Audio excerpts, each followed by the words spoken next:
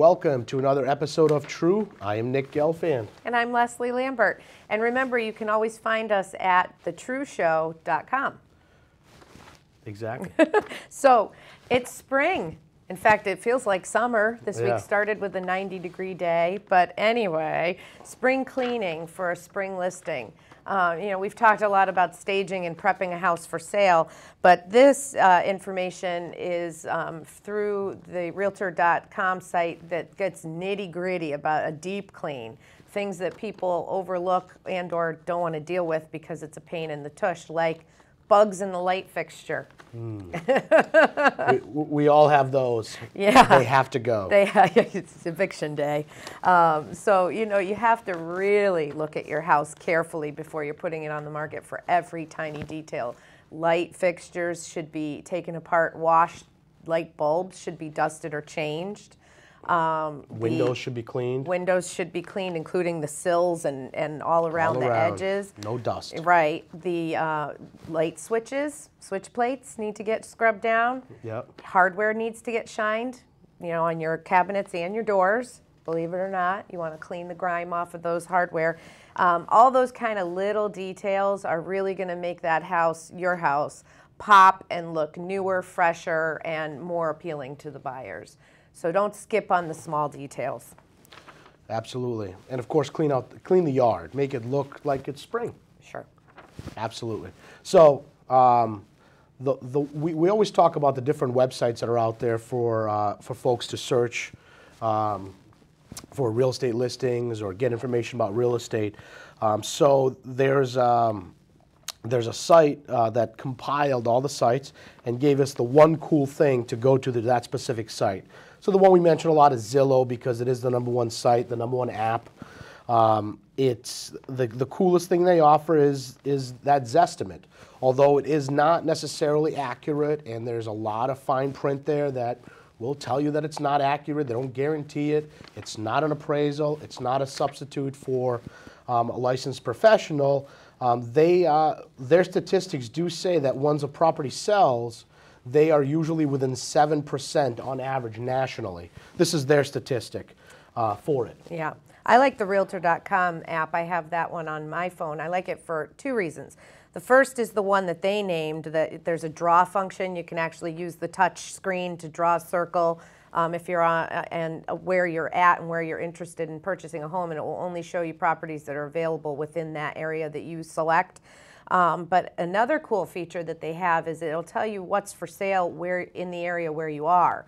So if you're in a neighborhood, I use this for showings, but buyers could use this too if they are driving around a neighborhood.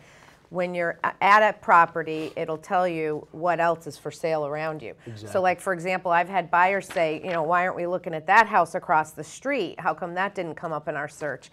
And I'll pull it up and it'll be, oh, it doesn't have enough bedrooms, or, oh, it's priced out of our price range or below our price range. But anyway, it gets me the answer instantly. And sometimes they're like, well, we do want to see it. And so I can contact the agent and try to show it right that minute if, possible. Which is important to note that both real estate professionals and the buyers tend to use these apps. That's a good one. Trulia apparently has crime data for many neighborhoods, and that's what differentiates them from other apps or websites. Homes database, I'm not familiar with it, but apparently is linked directly to MLS and has the most up-to-date price information. But certainly your real estate agent would have the same thing. I haven't tried this, but this says Sawbuck has an iPhone app that will tell you all the information about a house by taking a picture of the house and uploading it to the app, which sounds kind of cool. Which does sound fantastic. That's neat. And HomeTrist has some of the best picture presentation out there. And HotPads is an entirely map-based site for rental and for sale properties. Yep. So there's some good apps out there, absolutely. Some good apps, and each app and website have different strong points. Now there's a 2011 MAR study, Massachusetts Association of Realtors study, that has some cool facts. Yeah. So Nick and I are both realtors, so we obviously feel strongly that people should use a realtor to buy and sell property.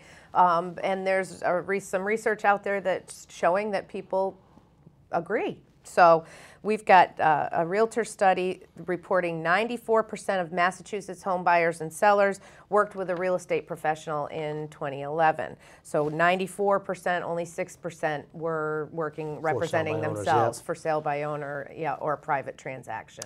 And they do this study annually, and if you compare it to 2003, which is, about, I guess 8 years ago, this is an increase of 12 or somewhere between 12 and 13% since that time. Yep. So, certainly realtors have been selling their services a lot better. Yep. And, there was also some interesting information about the type of people that were buying and selling real estate. The first-time home buyer, the median age was 32, which has stayed constant for over the last year. That sounded high to me. Many of my first-time home buyers are as much as 10 years younger than that. So that sounded high. I think we have to take account the whole entire state. We're kind of based in Western Mass.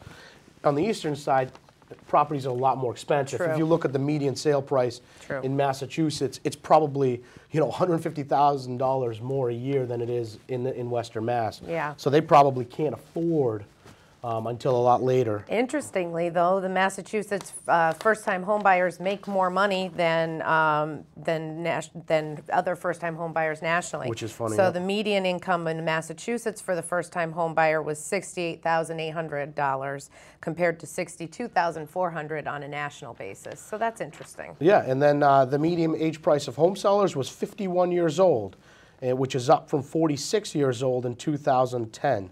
The median price, the median income of a seller was around $114,000, where the U.S. median income is $101. And they also did say that 70% of home sellers reported the main reason for deciding to sell their home is that their home was too small. Another 17 cited job relocation, and 15% reported a change in family situation. Yeah, but only 3% said it was because they couldn't afford the home.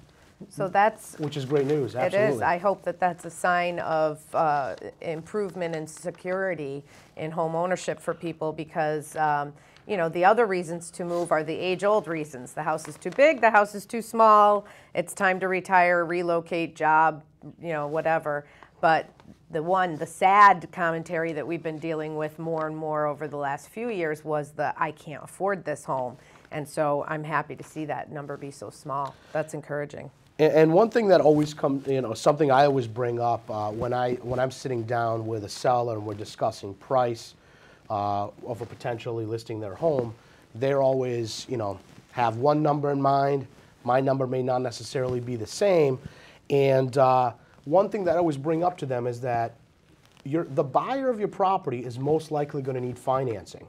So pricing your property above a potential appraised value is not in your best interest. And this MAR study actually said that in 2011, 90% of buyers financed their home purchase. Yeah. And if you take that even further, 99% of first-time home buyers financed. So that means 99% of first-time home buyers and literally 9 out of 10 people are going to go to a bank, a lender, a mortgage broker to get financing to buy your home. Yeah. That mortgage lender is going to send an appraiser to evaluate the home. And if the house does not appraise, you have to revisit the number. Big trouble. We've talked about that before. And so it is key. Home pricing right now is probably the #1 most important part of a successful sale. It always is traditionally an important key part. But home sellers have got to take, their emotions out of that pricing process, look at the facts. There are hard numbers for almost every property about what's sold recently. That's what to look at.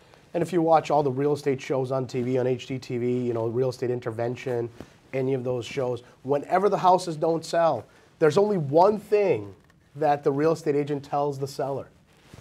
Price. Price too high. The price. So, well, that's today's show. It is. We appreciate you joining us as always. This is The True Show. I'm Leslie Lambert. And I'm Nick Delfan. Thank you.